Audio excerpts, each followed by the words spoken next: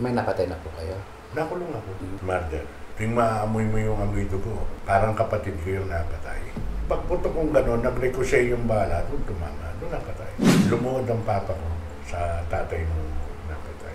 Parang nakakatakot pala ang buhay mo, no, Rene? Hindi ko alam bakit nagkaganon no? Yung pagiging gambling lord po ninyo, hanggang ngayon po ba yun o paano natigil po yun? Merong nasa likod na mga pangyarihan, kaya nagagawa ko yun. Kung kaya mong mabuhay sa tundo, kaya mo ring mabuhay saan man sa mundo. Morley Alinio, ito ang Tundo. Nag-drugs po kayo? Oo, sinubukan ko yung sabu. Kasi nga, di ba merong kasabihan na pag hindi mo makuha, sumayaw ka. Sinayawan ko siya to save my wife. Kaya siguro akala nila ako yun. Pero ako, with my family doctor, sabi ko, Doc, anong gagawin ko pag nag-take ako niyan? Anong kailangan ko? Binigyan niya ako ng advice. Which hindi ginawa ni Mami. Si Mami talaga, 3 araw, hindi siya nakakatulog. Kape lang, sigarilyo lang, alak lang. Naawa ko sa asawa ko dahil napakabay ko niya. At saka, mahal ko siya talaga. At sinabayan niyo siya sa pagdodroga? Nahinto kami, 1 month and a half. Pero after that, bumalik eh. Ako hindi na. Bakit po itinigil po ninyo yung pagdodrugs? Kasi kung talagang sumubo ako dyan sa droga, mabuti buhay pa ako. Hindi na siguro. Tinigil ko yan, kaya hanggang ngayon nabuhay ako. Yung pagiging gambling lord po ninyo, Yun, totoo yun. ano bang klase ng gambling? Pwede. Tapos last 2. Sa inyo po yon. O, sa Mindanao, ako ang hari ng last 2. Yung tinatawag ng ending ng 60. Buong Luzon? Oo, Norte, South. Ako ang original na godfather. Paano po kayo napasok sa ganung sitwasyon? Hindi ko alam. May nag-imbita lang sa akin. Inimbitahan ko na kasama ko sa loob. Loob ng kulungan. Nakulong ako. Ilang taon po kayo nakulong at ano ang dahilan? 5 months sa provincial jail, 8 months sa Nunte, murder. Unintentional. May napatay na po kayo? Bumaril lang ako sa taas eh. May namatay, eh, hindi ko kasplano. Biglang gumarol ka po. Kailangan pa bang ipagmalaki ko yung kasalanan ko ng ginawa na pinagsisihan ko? Hindi na eh. Pero sa loob ng Munti, marami ako. Tapos nung mag-metro ko mo, marami rin ako na. Nag-metro ko mo eh. Marami akong pinasok. Waiter, shoe shine, cargador. Talagang ang buhay ko masyadong adventure. Kahit meron kami, gusto ko yung ginagawa ko. Yung pagiging gambling lord po ninyo, hanggang ngayon po ba yun o paano natigil po yun? It's stopped, ordered by the higher. Kaya ka naman napasok doon, may bakal ka.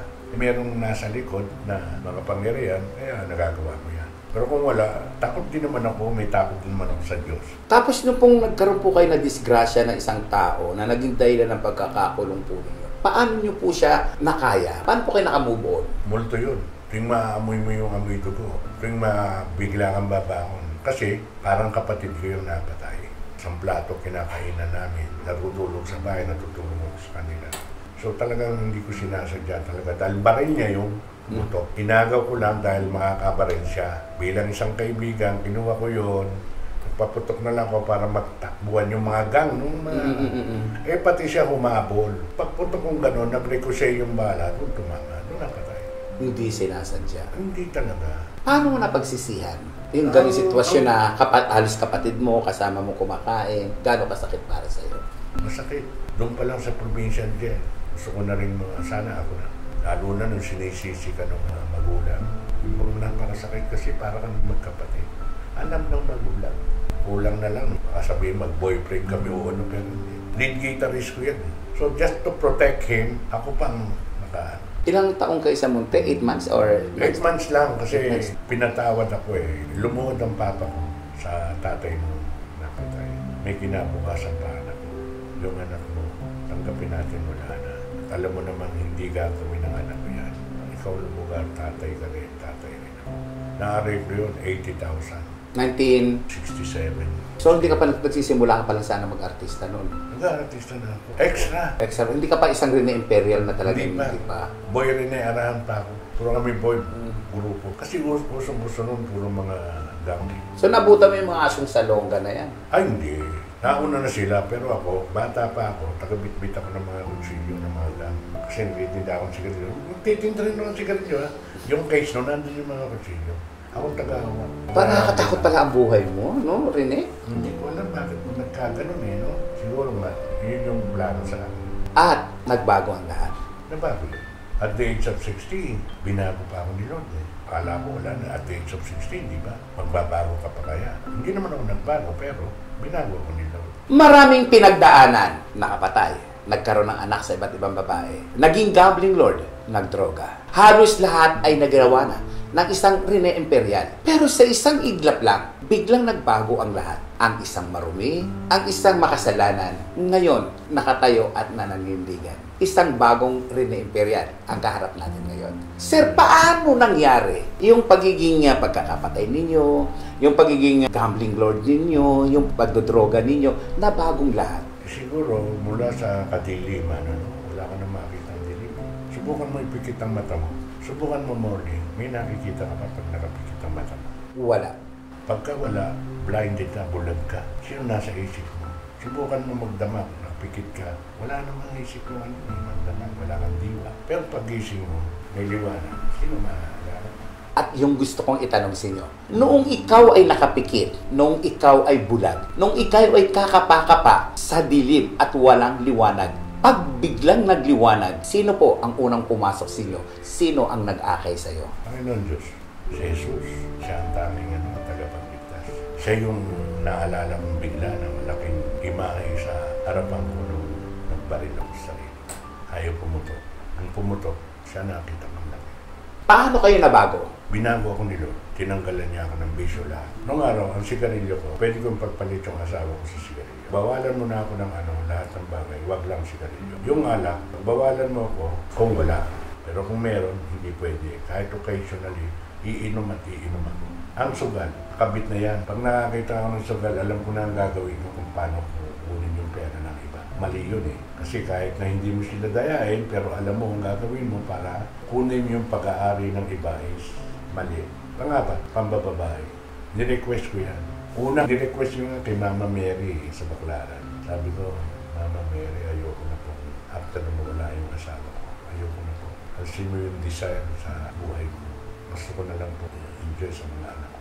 Then, number one, family. Bigyan mo po ng katahimikan sa pamilya ko. Gusto kong makakasama lahat yung mga anak ko. Please. Yung panahon na yun, may Mama Mary pa ako. Meron pa akong Quiapo, meron pa Baclaran. Nung magbago ako, nung simula na, basahan ako ng Bible. During the time sa Iglesia ni Cristo, hindi pwede kami magbasa ng Bible. Ang pwede lang na may authority magbasa ng Bible, ang ministro. So nung maliwanagan ko yan, maturuan ako, inakay ako ng isang junior na anak ko. Kasi 3 junior ko sa, sabi ko, baka kung ano naman yan. Ano bang tawag daw? Ganyan-ganyan. Ayoko niyan, tigilan niyo. Hayaan niyo na lang manahimik ako. Hindi, may concert lang. Di pagkatapos ng concert, kain tayo, treat ka namin sa dinner. Doon lang nagsimula yun. Dating Katoliko ka muna, tapos nag-iglesia. Marami akong reliyon. Paano nag-start yun? Ano muna ang reliyon? Meron akong Aglipay, Mormon, Seven Adventist. Lahat ng mga babae ko yung nandun involved. Kaya pumapasok ko. Alam mo, natatawa ako sa'yo. Ganda kasi lahat pala ng reliyon, nakapasukan niya na dahil sa mga babae niya. Yun na nga. Yun na yun. Tapos, Carmen. si Arwen. Iglesia. Tapos, Iglesia ako. tapos nag-Mormon Yung isang mo. girlfriend ko, Mormon. Nag-Mormon ka Si rin. Raquel, nag-Mormon din ako. Nagkaroon kami ng kagapay. Then kasi yung maganda natuto, yung pala ang purpose nilo later on. Na dumami ang iyong mga... Hindi, dumaan ako sa ganun para meron akong maisalaysay sa testimonya ko sa buhay. Para yung natutunan ko, ma-share ko. May kanya-kanyang paniniwala yan eh. Hindi mo man pwedeng, hindi, itong Catholic ang magaling. Hindi, itong born again. Hindi naman mahalaga yung religion eh, Molly. Ano ang mahalaga? Ang relasyon mo sa Panginoon Diyos, yun lang mahalaga. Walang iba, sa Diyos ka lang kakapit. Pagkapit sa Diyos at paggawa ng kabutihan sa kapwa. Yes. Kasi pag nasa Panginoon Diyos ka, kabutihan ang mangyayari. Punta ka sa demonyo, kasamaan yung gagawin mo. Doon ka sa Diyos. So, ang dami niyong pinagdaanan, ang dami niyong pinag-ikot-ikutan. Isa lang pala ang patutunguhan. Ang Panginoon Diyos. Marami kaming napagkwentuhan, marami kaming napagtsikahan tungkol sa kanyang mga pagbabago. Mga pagbabagong nakakabuti sa kanyang sarili at kapwa-tao. May gusto lang akong balikan sa nakaraan. Ito ay ang mga pelikulang kanyang ginawa o yung mga award na inaalok sa kanya. Isang revelasyon ang gusto kong marinig sa mga sandaling ito. Sir Rene, sa tagal-tagal po ninyo in showbiz, sa dinami-dami ng mga pelikulang inyong nagawa, kayo po ba ay nakaakyat na sa stage para tanggapin ang tropiyo ng pagiging mahusay na aktor? About Best Actor, maraming nominee. Pero hindi ako nakatanggap dahil during the time, makikiraan lang po, pero during that time, parang meron ka pang fee para manalo ka. Isang direkta, isang walang kagatol-gatol na katanungan. Sir, ibig bang sabihin, noong mga panahon ninyo, dumating kayo sa punto ng inyong buhay, ng inyong showbiz career, na kailangan magbayad para magkaroon ng acting award? Yes, may nag-opera para manalo ko. Huwag na tayong makasagasa ng tao, pero yun ang kalakaran noon eh. Yun ang tinatawag natin sa aming mga salita, sa gangster na salita, is sindikato ng pamamaraan yun eh, para magkaroon sila ng kanya-kanya yan. Sa ngayon, hindi ko na lang alam. Talaga siguro ngayon, merong body na nag-ano. Pero palagay ko, meron pa rin. Pero wala kayong regrets kahit hindi kayo nanalo dahil hindi naman kayo nagbayad? Hindi ako nagbayad. At the same time, alam kong ginawa ko. Na-nominee ako sa Boys Nazareno, Boys in Kid, sa Maning Tirador. Matitindi yung mga drama ko ron, tsaka matitindi yung mga eksena ko ron na akala na ako nananalo. It turned out na wala eh. Okay lang. Masaya ako dahil hindi mo na ako nagbayad. Pero na-appreciate nila yung husay mo sa pag-arte. Even yung sa Death Row, kami ni Rudy, Anthony, ako. Ayun, Sige Brother, si Bembol, Efren, ako. Stand out ako lagi sa eksena. Magnanakap kasi ako ng eksena. Hindi ko naman sinasadya. Sa mga naging veteranong aktor, sa mga artistang lalaki na ginawaran ng iba't ibang acting award, sino-sino po yung mga aktor na nakasama ninyo na masasabi po ninyong the best among the best, mahuhusay na aktor? The late Dindo Fernando, Eddie Garcia, John Regala, Paquito Diaz, Romy Diaz. Marami silang nakasama ko na magagaling. Sorry dun sa hindi ko maalala, pero lahat kayo, yumuko ako sa inyo at marami akong natutunan. Ang aking mentor sa pag-arte, pinagmamalaki ko, yung Vic Diaz. Anyway, sina ano po ba nakasama niyo? Sina Ace Berhel? Yes, Tom. Sa pelikulang Tag. Si Rudy? Rudy, maraming beses, 3-4. Si Bong Revilla? No, wala na yan. Bata pa sila, mas bata. Anthony Alonso, Dante Barona. Lito Lapid? Nakasama ko. Bago siya naging bida, ako una. May kwento tayo bubuksan. Eto, alam ba ninyo sa buhay ni Lito Lapid, ang kauna-unahang kinita o talent fee ni Lito Lapid ay nagmula kay Rene Imperial? Pakikwento nga po. Kasi dati, caretaker lang siya ng camera na equipment nila George Riga, JA Production, gano'n. So happen na punta sa set, siyempre siya may dala ng camera. Naispatan ko, magandang tumayo, tsaka mabait, magalang. Napakabait ng tao yan eh. Sabi ko, kulang tayo ng ano dyan, ipasok na yan. Si Ray, pasok mo na rin. Ray Lapid, kuya niya. Sabi niya, ito na lang. Itinulak si... Dito. Nakita mo mag-fight. Susunod ha, tayong dalawa magkasama. Bida ka na. Sabi ko, hindi pa dumarating gano'n, nagkaroon na kagad ng offer. Ginawa na yung Jess Lapid story. Siya na yon. Doon na lang stood. From then, ang pagkatao ni Lito, marunong siyang lumingon. Sa pinanggalingan niya. Mabait na tao. Napakabait. Hindi niya ako nakalimutan. Hindi ko rin siya kinilimutan. Katapat kami ng pelikula, yung Yakapin Mo Ko Lalaking Matapang with Vilma Santos. Yes. Ako naman Boys and Kid. Naglaban sa takilya to. Naglaban. Ang problema, ako yung makiat. Maraming kuwanto, maraming pangyayari sa buhay ng isang Rene Imperial. Kung isang awitin ang buhay ng isang Rene Imperial, anong kanta ito? Kung lalapatan ng musika, Rene, ang iyong buhay, anong kanta ang nababagay? Dalawa kasi yun eh. Yung isa, yung kinanta na aking prima, si Melda, Minsan. Saka yung isa, Bukas na lang kita mamahalin. Iyon yung mga kanta ng buhay ng isang Rene Imperial. Pilipinas, narito ang pagkakataon. Mula pa noon hanggang ngayon, kukuha tayo ng awitin mula kay Rene Imperial. Pwede po bang sample lang po ninyo ako ng Minsan? Wala, kanta ni Melda Papi yun. Gusto ko lang pakinggan yun. Wala po ba kayong alam na konting kanta? Minsan, dumarating sa buhay natin ang kabiguan. Yeah.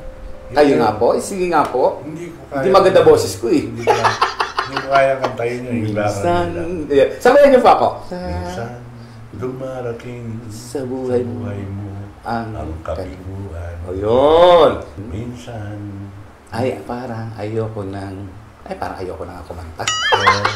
may, Yung second po, yung second. Bakit bukas na lang kita mamahalin? kasi yung minahal ko, hindi kami nagtagpo. Sana, nung magtagpo kami, meron na siyang iba. Diba? Yun talagang nagtapukan. Kaya sabi ko, bukas na lang kita'y mamahalin. Yung mataas yun eh. Sa 11 babae, sino yun? Merong isa ron na natatangi. Walang iba yun si Carmen. Kasi nag-iwalay kami.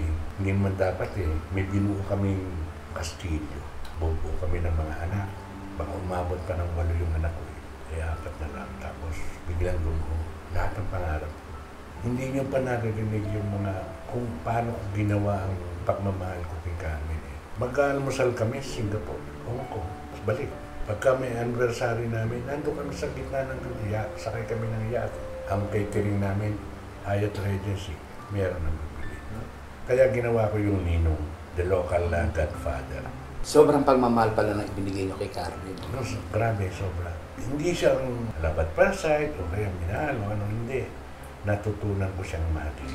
Ako ang nagturo ng lahat mula sa scratch. Kaya siya naging tao.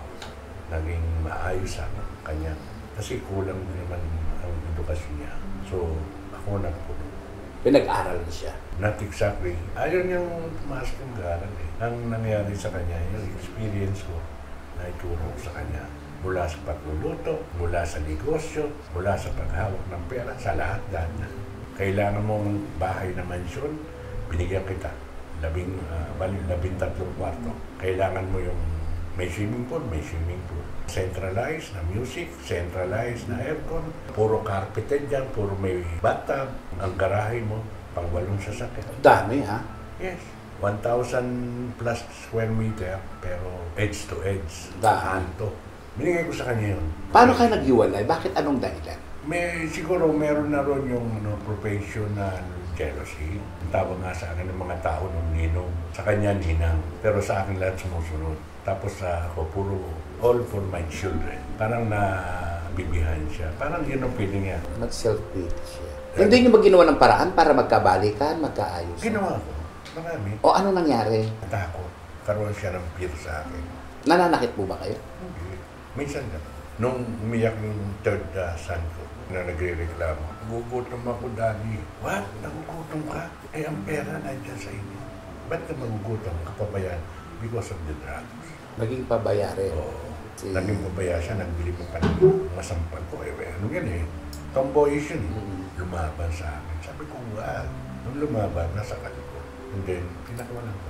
At doon nagsimula ang iwalayan. Sakay siya ng kotse, binagtas yung harurot ng kotse, nabangga doon sa isang gate, tapos nagpapisikan, hinimata ako. Wala pa rin, nag-aayos kami noon. Yung pag-droga niya talaga tuloy-tuloy. Masyadong malalaki ang connection na napasok niya. Doon nag-stop ka na. Sumuko ka. Sumuko na ako dahil sa harap ng prinsesa ko. Nag-ano na siya ng bisyo niya. Tsaka kinulong ako niya. Kinuha lahat ang mga account, lahat, etc. Walang iniwan sa amin. What do you mean kinulong? Kinulong ka sa loob ng bahay? Sa kwarto namin. Ang kwarto namin malaki. Isang pagbubukas sa buhay ng isang Rene Imperial. Gawin mo na ang lahat sa kanya. Saktan mo na lahat sa kanya. Kunin mo na ang lahat sa kanya. Huwag lamang ang kanyang mga anak. Alam po ba ninyo na ang daming bahay na naitayo ang isang Rene Imperial? Pero ngayon, wala siyang bahay dahil ibinigay niyang lahat iyon sa kanyang mga anak. Detalye, kwento. Bakit po ninyo ipinamigay ang inyong mga bahay sa inyong mga anak? Ilang bahay ang inaipamigay? Yung iba kasi, binenta rin ng iba. Hindi nila yun dahil may sasariling pamilya. Yung iba, yung mga iba naman, sa akin, from time to time, alam ko na lahat naman tayo mamamatay, di ba? Kaya bago ako mawala, ayoko yung may pag-aaway-awayan pa ang mga anak ko sa dami niya. Paano na magkakagulo? Kasalanan ko pa. So kung anong meron ngayon, kunin nyo na. Dahil kayo naman ang dahilan eh. Bakit ako nagbago? Paano po ninyo ito napahati-hati? Meron akong panganay sa Pilipinas, si Ronald. Siya ang nag-administrador. Makakasundo lahat yan, ha? Yung 23 na anak mo, Pero magkakasundo. 7 ang walang communication. 16 lang ang meron dyan. Kakasundo-sundo. Tapos, siyempre, ang sabi ko naman, yung ayaw kumilala sa akin, balang araw ako pa rin ng tatay niya, hindi yung mabubura yun. Yung dugo ko nasa dugo mo. Mahirap yung burahin yun eh. Hahanapin niyo pa rin ako. Paltan nyo man ang apelyido nyo, wala akong magagawa. Pero, yung kumikilala, halika kayo. May mga anak ba kayong gusto mag-artista? Nung una, puro mga tsope. Meron yung isa, yung king, kamukha ni Ding Dong Dantes. Kaya lang, puro mukha lang, puro mga pero walang talent. Yung apo ko ang mga may talent. Nakuha ng mga apo? Oo, sa commercial, lahat nag-artista yung dalawang apo ko. Tapos yung ibang mga apo ko, yung mahilig sa vlog-vlog. O yan, nagwa-vlog din sila tungkol dyan. Pero sa mga anak ko, ngayon na lang sila gustong dati sama mo ako dyan para makakilala na. Ngayon na lang. Sabi ko, kung kailan pa ako tumanda, sasama kayo sa akin. Anong gusto niyong paratingin? Papalitan niyo ako. No one can replace your daddy. Nag-iisa ka lang. Nag-iisa lang ang daddy niyo. Nag-iisa lang ang isang Rene Imperial sa mundo ng showbiz. Rene, may itanong lang ako sa'yo. Kung ikaw ay may gustong sabihin sa sarili mo, lahat naman po kasi tayo pumapanaw. Wala pong permanente sa mundong ito. Kung ikaw, Rene, ay mabibigyan ng pagkakataong i-rewind ang buhay mo, balikan ang buhay mo, at ayusin ang isa sa naging kasalanan mo, ano yun? No regrets kasi ako. Kasi yung pagsuko ko sa Panginoon Diyos, wala akong pinagsisihan. Kasi ang lahat yun, naka-destiny na sa buhay ko. Kung babalik ako, siguro ang itutuwid ko, yung irespeto at igalang ng mga babae. Yung talagang naging malaking kasalanan ko. Tapos yung nangyari, hindi naman mangyayari yung kung walang dahilan. Pero sana, how I wish, noong ko pa nakilala ang ating Panginoon. Disin sana hindi na nangyari yan. Nasa tuwid na daan ako noon pa. Kung bibigyan mo ng pagkakataon, ang sarili mo, narito rin sa harap mo, ano ang una mong sasabihin sa Kanya? Nandito lang ako at naniniwala ako na ang lahat na nangyari sa buhay ko ay plano ng Diyos. Kaya hanggang ngayon buhay pa ako. Dapat, matagal na ako. Ilang ambus na, grabing mga pangyayari na dapat tapos na ang buhay ko pero ayaw niya pantapusin dahil may mission pa ako. Ang gusto ko maging servant ng Panginoon. Sino si Rene Imperial? Rene Imperial is Rene Imperial. I never change. Friendly. Kung kilala mo ko, magiging masaya ka sa akin eh. Pero hindi mo ako kilala, akala ko suplado ako, may hirap-lapitan. Ba't bukasan mo ang kami ko eh? Sa lahat ng mga hihingi ng tulong, aabot ng mga kaya ko eh. Yung kakainin ko na, ibibigay ko pa sa kaibigan ko. Ganun ang pagkatao. Saka hindi ako nang iiwan. Ako iniiwanan. Baka akala mo mga babae, ako nang iiwan. No. Sa labing isang babae yan, kayo ang iniwan. Yes, lahat sila. Eh di sana kasama ko pa sila. Ako iniwanan nila. Pero ngayon may kasama pa kayo ngayon? Wala. Nag-iisa ka na lang. Hindi, kasama ko si Lord. Si Lord ang kasama mo. Siya yung nandito. Galatians 2:20. Yun yung sa Bible ko nandito. Ang aking pinaniniwalaan ngayon ang Panginoon Diyos na nakahimlay dito sa puso ko. Ang tanging si Kristo kung nagmahal at tumubos ng buhay ko. Yan yan, Galatians 2:20. Tsaka lahat ng mga salita ng Panginoon Diyos at salita ko, tinago ko na sa puso. Doon ko na itinago upang hindi manakaw. Ano yung isang bagay na pwedeng manakaw sa isang Rene Imperial? Pag-iisip ng kasamaan na nakawin nyo. Yung kabutihan gagawing masama. Kasi always yan nandyan yan sa paligid. Always ang tukso nandyan. Sa katulad namin na kami ay sumuko na sa Panginoon Diyos at binago sa 1 Corinthians 5:17. Binago ka na ng Diyos. The old is gone. Anak ka na ng Diyos. Unti-unti natin isasara ang tilon, kumbaga sa panonood ng isang teatro. Sa pagsasara ng ating tulon, may gusto lang akong itanong ulit sa aking kausap. Kung bibigyan ka muli ng pagkakataon na ayusin ang lahat-lahat sa iyo, o baguhin ang lahat-lahat sa iyo, gugustuhin mo bang maging isang Rene Imperial ka ulit? Siguro yung bagong Rene Imperial nasa tamang kalagayan, hindi na magkaroon ng mga ganong balakid. Sana hindi na ako bigyan ng pagsubok na ganon. Sana mapaglingkuran ko ang kapwa ko. Sana mahalin ko ang mga kapitbahay ko. Sana maakay ko ang mga taong wala pang relasyon sa Panginoon Diyos. Yun ang wish ko. Idagdag ko, maging isang Rene Imperial na may mabuting puso, gumagawa ng kabutihan sa kapwa. O tapos sana magkaroon na ako ng kasama sa buhay hanggang sa mag-alaga sa akin. meron pa sana. No? Yes! Maraming salamat po. Muli po, ako po ay nagpapasalamat sa lahat ng ating mga viewers, hindi lamang po sa Pilipinas, kung hindi sa buong mundo po, na patuloy na sumusuporta, nagmamahal at nagmamalasakit sa akin pong vlog na ito, na Morley Alinio. Maraming salamat po sa pagbibigay po ninyo, sa pagbibigay puso po ninyo, sa pagyakap nyo po sa akin. Muli, ako po si Morley Alinio, na nagsasabing, kapag nabuhay ka sa Tondo, mabubuhay ka saan mang panig ng mundo. yun na! Kung kaya mong mabuhay sa Tondo, kaya mo ring mabuhay saan man sa mundo. Morley Alinio. Ito ang Tondo.